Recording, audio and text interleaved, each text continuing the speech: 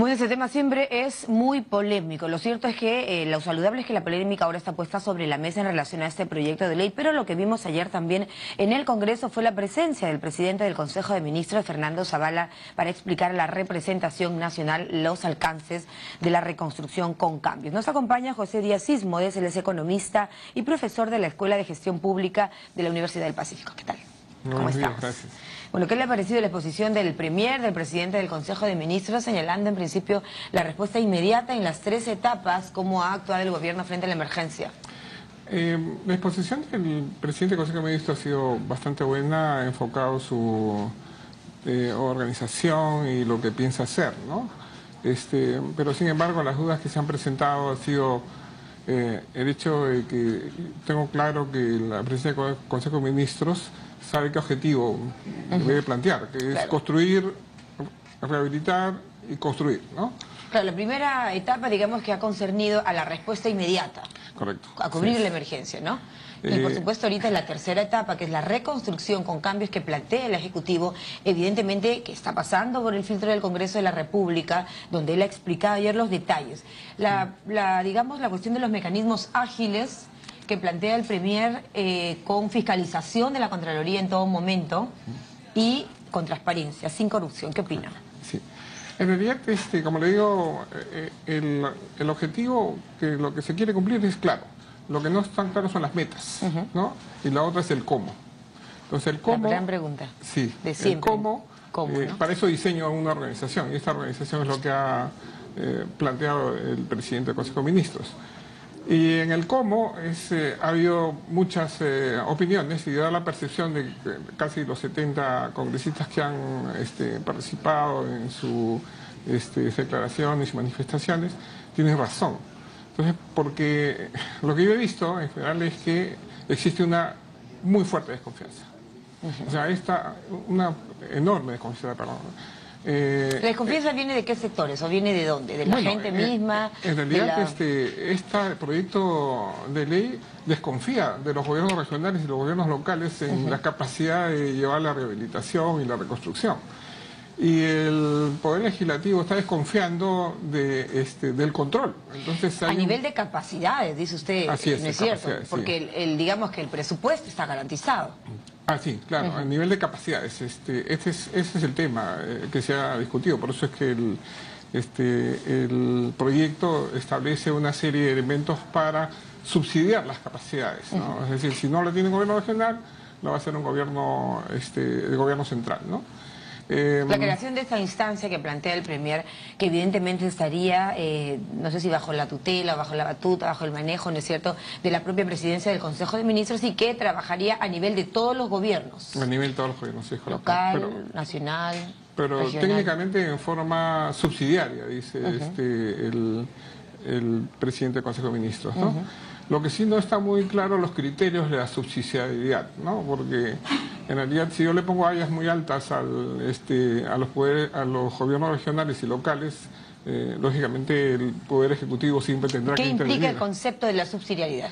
La subsidiariedad, de acuerdo a lo que ha planteado esta directiva, es que si en los gobiernos locales y el gobierno regional no tienen las capacidades, inclusive si se encuentra un vacío de poder, ¿quién actúa? Va a intervenir esta autoridad, ¿no? Esa autoridad, así es. El problema son los criterios de cómo va a intervenir. Ahí está la duda, ¿no? A mí me parece interesante plantear el asunto sobre la Contraloría. En todo momento el Premier ha hecho un llamado a que esté presente la Contraloría, incluso en el tema de contratación de personal, de que se cuente con las aptitudes y las capacidades pertinentes para una reconstrucción con cambio, con planeamiento. Sí, la mayoría de las intervenciones de los congresistas se ha centrado en la Contraloría General de la República, pero ¿Es el único sistema de control o mecanismo de control? No, los 11 sistemas administrativos en general son sistemas de control, ¿no? O sea, se han diseñado desde hace muchos años por este tema de la desconfianza. Los sistemas administrativos están controlando, o sea, es un presupuesto que controla, una inversión que controla, una tesorería que controla, un sistema de recursos humanos que controla. Todos estos son sistemas de control. Sobre el único que nos hemos centrado ha sido sobre la Contraloría General de la República, que es uno de los sistemas.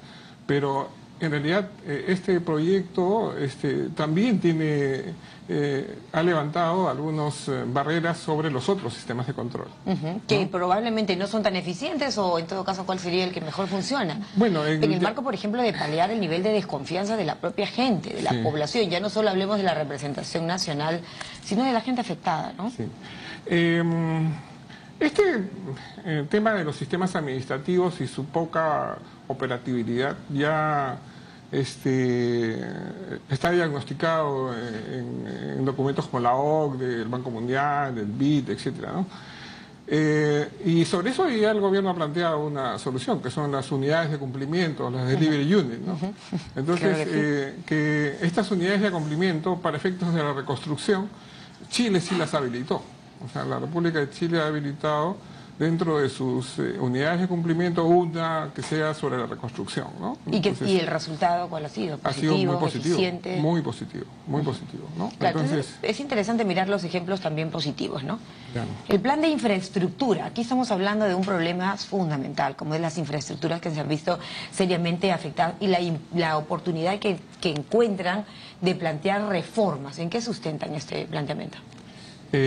Cuando estamos hablando de infraestructura, los directores de organismos justamente tienen que ver con infraestructura, o sea, el transporte, la vivienda, ¿no?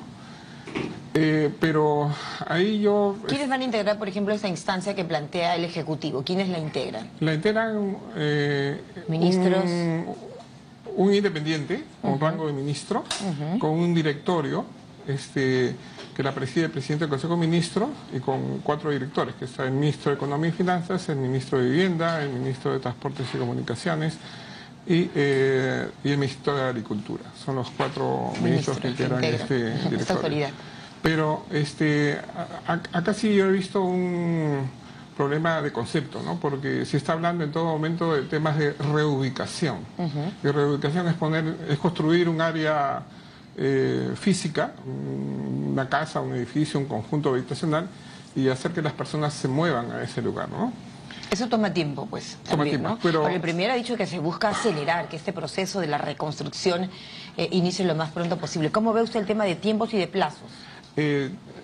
Yo ¿Viables? Dificulto que en los 3 años que se ha propuesto esta entidad se cumplan los plazos pese a esta ley, ¿no? O sea, la ley se aprueba como tal, va a tener dificultades muy serias, sobre todo en el tema del saneamiento urbano, o sea, en el tema de la propiedad. El tema del planeamiento. No, bueno, el planeamiento... Que va de la mano, ¿no? Tampoco podemos aislar las cosas, porque si no tenemos un real planeamiento para, por ejemplo, una infraestructura, digamos, viviendas que debieran estar donde no han estado. Por eso es que hemos visto el terrible resultado, ¿no? O sea, hay que hacer un planeamiento, esta parte del enfoque, ¿dónde se encuentra? Sí, en realidad el planeamiento me tiene que considerar 3 cosas, ¿no? ¿Qué específicamente voy a rehabilitar? ¿Qué cosa voy a reconstruir? ¿Y qué cosa voy a construir? ¿Y cuántos recursos voy a emplear? Eso de ahí me está definiendo un horizonte del plazo que yo tengo para cumplirlo. Y en realidad en muchos puntos el análisis es que más que reconstruir es construir nuevamente. En efecto, claro. Entonces, si yo voy a construir, sobre todo en el tema de vivienda, ¿no? Es el tema más sensible, ¿no? Sí, efectivamente, el tema de vivienda es el más sensible. Pero el tema de la propiedad en el Perú está muy desordenado. O sea, cuando va a ir la autoridad a decir voy a construir en esta zona, hay parte de esa propiedad que pertenece al gobierno local, otra con jurisdicción del gobierno regional, otra con jurisdicción a nivel nacional, Ministerio de Cultura. Entonces el tema de la propiedad está con mucho desorden. Ahí es donde van a haber conflictos. Claro, ahí podría un poco encontrarse la piedra en el zapato, porque en realidad es un problema que no es nuevo en el país. No. No es cierto, y que involucra, por ejemplo, a gobiernos locales, a los alcaldes. ¿Cómo va a funcionar ese trabajo de coordinación, de idas y vueltas en cuanto a diálogos y a soluciones planteadas a nivel de los distintos gobiernos? Claro. Con esa autoridad. Eso, de ahí es una de las cosas que se ha criticado también el día de ayer. Justo le estaba mencionando que el tema de la reubicación es construir infraestructura, ¿no? Pero hay un tema conceptual que es el reasentamiento. O sea, reasentamiento ya son grupos de personas que tienen vida, o sea, que tienen vida en una comunidad. Entonces, una cosa es reasentar y otra cosa es reubicar. Entonces, yo reasiento todo un asentamiento humano que ya tiene tiempo viviendo juntos, confían en ellos, confían en la bodega de la esquina. Tienen una vida ahí, ¿no? Y hay una vida. Entonces, este proyecto no habla nada de temas de reasentamiento, se habla más de reubicación. ¿Pero habla de un plan urbano? No están hablando específicamente de plan urbano, ¿no? Pero es necesario, considera usted. Totalmente. Fundamental. Claro. No creo que no esté en el análisis o en los cálculos, porque tenemos además ahí al ministro de Vivienda, como Sí. parte de la propuesta para conformar el directorio de esta autoridad. Es cierto, o sea, Sí. sabemos que sin un plan urbano no podremos reconstruir o construir nada. Los planes urbanos con cierto límite, ¿no? Porque hay algunos arquitectos que también plantean un modelo ideal demasiado complejo de llevarlo. Entonces, debe haber un punto intermedio donde... ¿Cómo ha visto usted la reacción a nivel de lo que señalaba el Premier, ¿no es cierto? Hemos visto un gobierno movido, moverse acá, allá, ir a la emergencia. ¿Cuál es la parte que hasta este momento en el planteamiento de la reconstrucción y todo, por lo menos están haciendo las cosas bien? Claro, la respuesta del gobierno a nivel Poder Ejecutivo ha sido bastante buena. Esto se ha reflejado... ¿En las encuestas? Sí, en las encuestas. 12 puntos, ¿no? 12 puntos encima. Ahora, el tema es la sostenibilidad de esta credibilidad. O sea, vamos a tener los ministros desconcentrados a nivel nacional para sostener esta posición. ¿Y cuál va a ser la respuesta? ¿A cuánto va a ascender la reconstrucción, señor? Bueno, ayer han estado hablando de 8.000 millones de dólares, ¿no? Eso es lo que la cifra que se ha barajado, pero hasta ahora no hay una cifra segmentada, ¿no? Específica de cuánto va a costar. Pormenorizada. Claro, que es un tema que creo que es parte de lo que va a hacer esta autoridad, ¿no? Ahora, si bien es cierto, la reconstrucción se ha planteado en todas las zonas difíciles donde hemos tenido estos resultados, ¿no es cierto? El norte es el lado más sensible, probablemente, ¿no? No hay duda. Sí, correcto. El norte es una zona que normalmente es repetitivo este fenómeno. Que de alguna manera hay que hacer algo, de otra manera de mitigar ese riesgo y que le dé continuidad de crecimiento a esta zona. Claro, porque el Premier habló incluso de algunos proyectos por departamentos, ya, Sí, ya hay correcto. proyectos que se están avanzando ya por departamentos, Tumbes, La Lambayeque, La Libertad, las zonas más afectadas, ¿no? Sí, Sería bueno también, transparentarlo, darlo a conocer ya seguramente en el ahí yo corto también plazo. tengo ciertos reparos, porque lo que se habló siempre era trabajar esto por cuencas.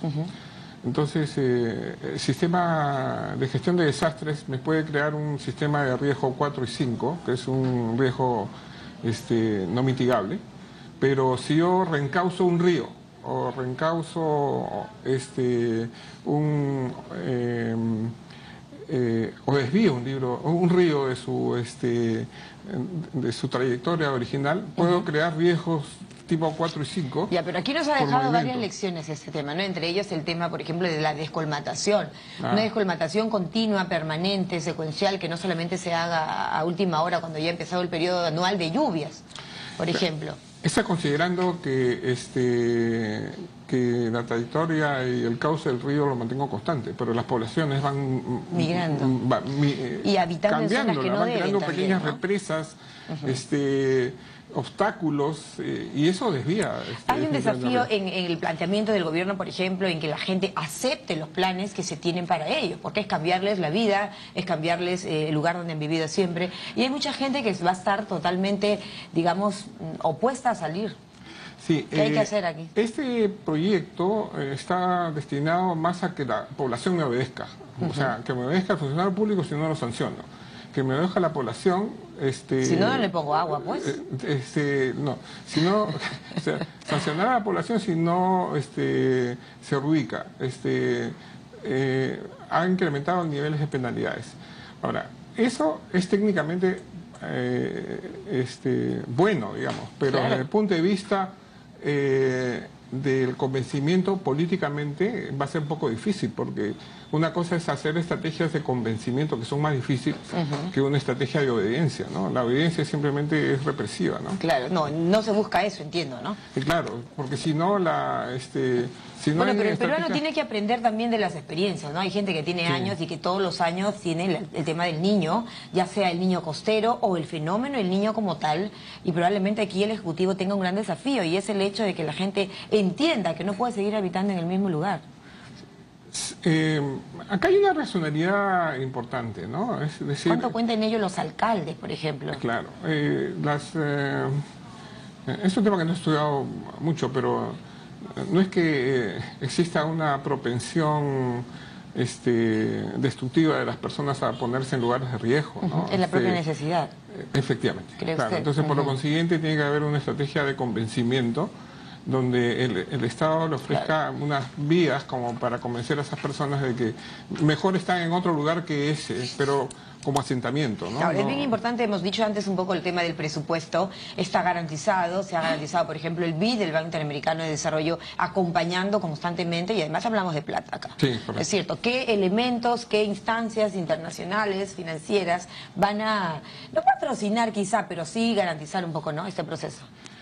La mayoría de las entidades internacionales tienen un fondo específico para gestión de desastres, ¿no? El que se ha manifestado directamente es el Banco Mundial, que ha dicho que se puede comprometer en los temas que él maneja, que es agua, saneamiento y vivienda, ¿no? Tiene bastante experiencia, muchas recomendaciones, muchos estudios a nivel nacional e internacional sobre el tema de la vivienda, ¿no? Ahora el tema es que estos...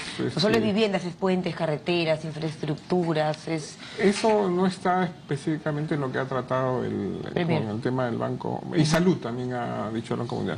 El resto creo que está en proceso de búsqueda de Bueno, hoy tenemos la segunda parte de este... A las 10 de la mañana. A las 10 de la mañana, así es, vamos a estar muy atentos a la presentación. ¿Cómo quedó el proyecto? Cómo quedó este planteamiento, ¿no es cierto? Y sobre todo cómo acelerar las obras. Sí. El trabajo de la inversión pública y la inversión privada de la mano. ¿Qué visión tiene? Sí, el compartir la parte pública con la parte privada es un anhelo de todo gobierno, ¿no? Pero creo que el contexto nos ha abierto un poco de desconfianza ante ambas partes. Y eso hay que... manejarlo con pinzas, ¿no? Manejarlo con pinzas. Bueno, el Premier ha garantizado que esta será una reconstrucción con cambio y sin corrupción. Sí. Se pondrán los candados para eso, ¿no? Esperemos. Correcto. Bien, gracias a nuestro invitado José Díaz Ismodes, economista y profesor de la Escuela de Gestión Pública de la Universidad del Pacífico. 9:24 de la mañana, amigos, nuestra primera pausa en el programa 7.3, noticias, la información que necesitas. Volvemos.